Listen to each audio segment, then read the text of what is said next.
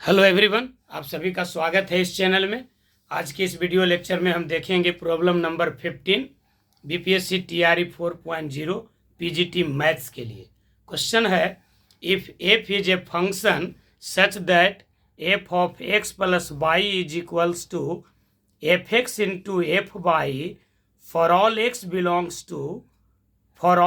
Y belongs to natural number f1 बराबर 3 and sigma x बराबर 1 to n F x बराबर 120, तो n का वैल्यू क्या होगा। ऑप्शन ए में है 3, बी में है 4, सी में है 5, डी में है none.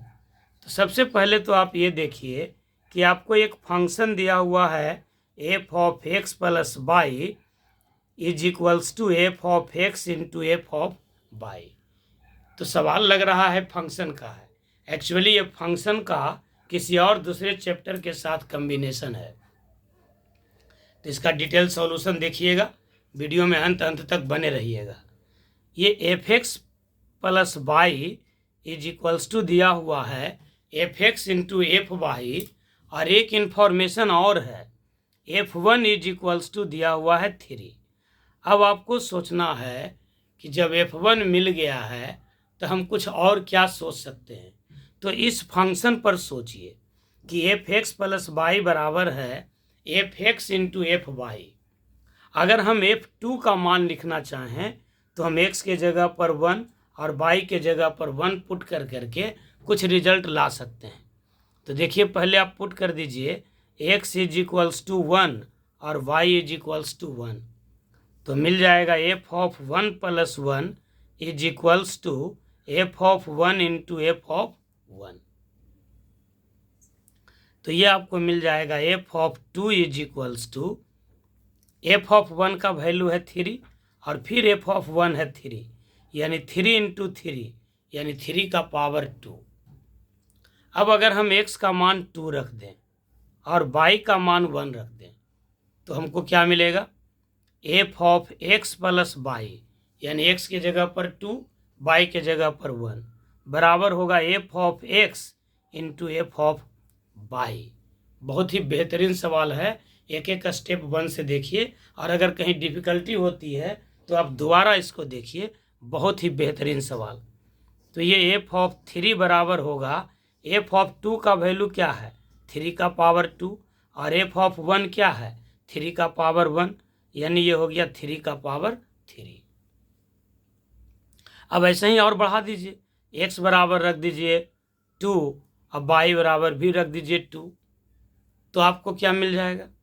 F of x plus Y बराबर F of x into F of Y, यानी F of 2 plus 2 is equals to F of 2 into F of 2। F of 2 क्या था 3 के पावर 2,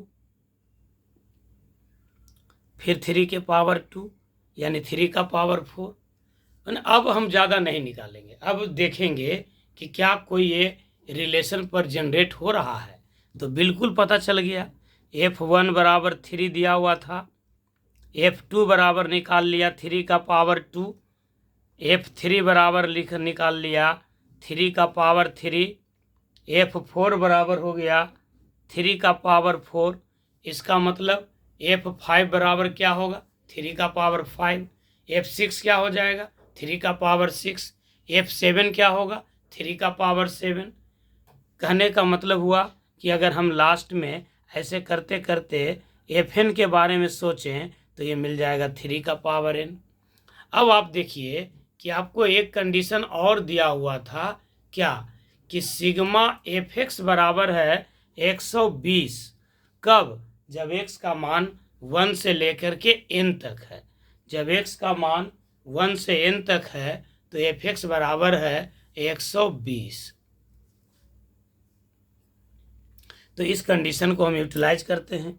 क्या दिया हुआ था, सिग्मा x बराबर 1 to n f of x is equals to 320, ये आपको दिया हुआ है।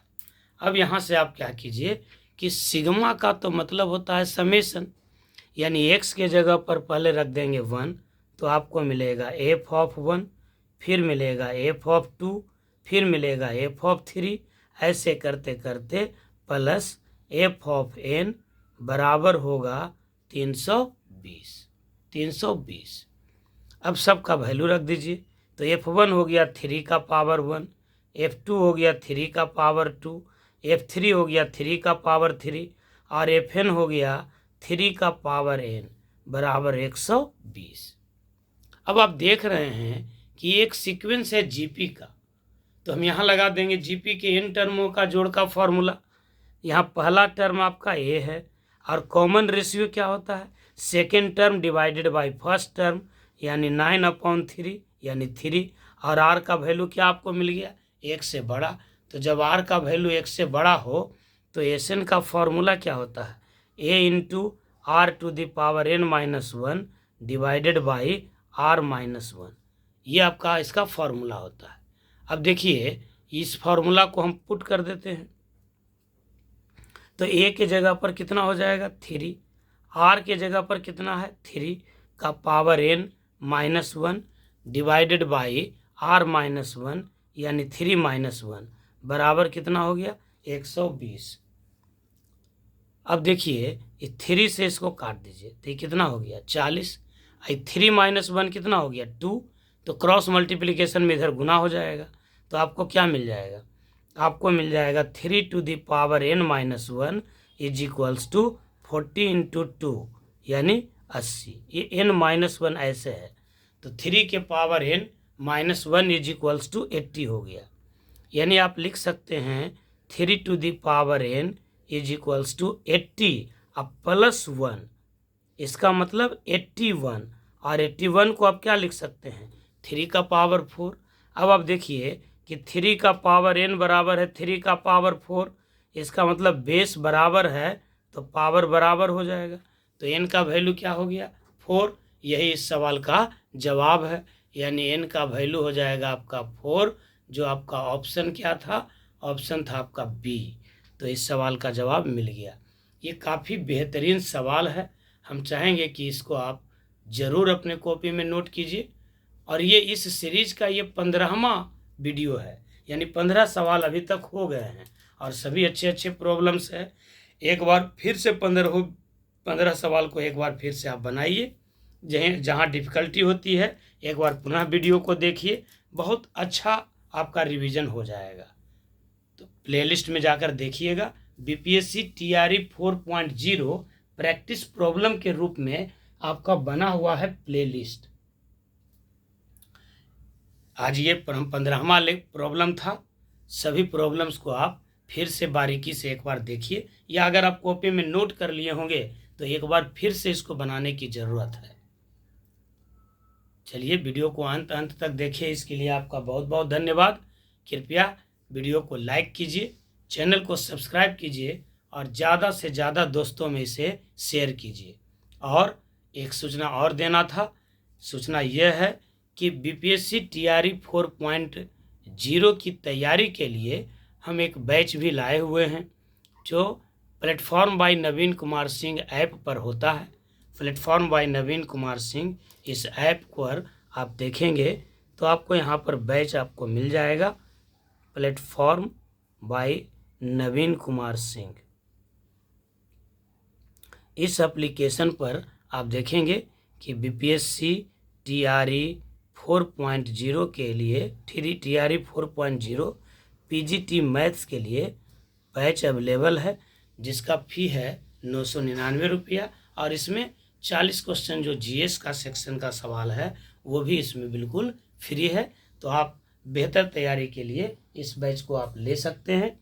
चलिए बहुत बहुत धन्यवाद, एक बार फिर से आप सभी का आभार। Good night.